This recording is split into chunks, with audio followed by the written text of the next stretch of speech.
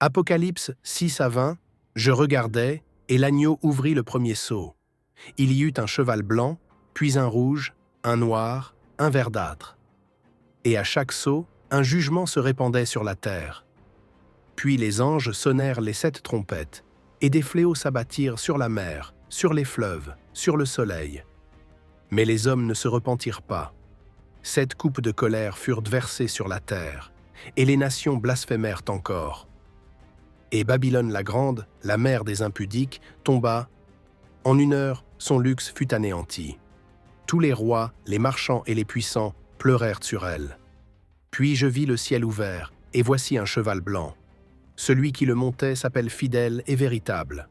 Il juge avec justice, il est revêtu d'un vêtement trempé de sang, et il porte un nom que nul ne connaît, sinon lui-même. Les morts revinrent à la vie, et un grand trône blanc fut dressé, et les livres furent ouverts, et chacun fut jugé selon ses œuvres. La fin ne viendra pas en un instant, mais en série d'ébranlements. Les sceaux sont les premiers craquements. Les trompettes sont les avertissements. Les coupes sont la colère déversée sur l'injustice. Et pourtant, les hommes ne se repentent pas. Babylone, ce n'est pas une ville, c'est un système.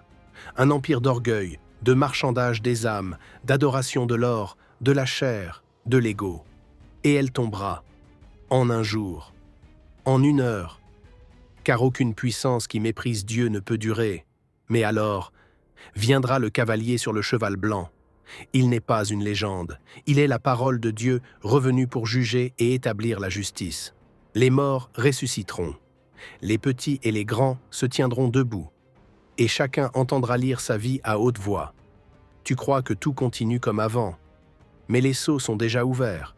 Le monde danse sur un volcan, pendant que Babylone construit des gratte-ciel sur le sable.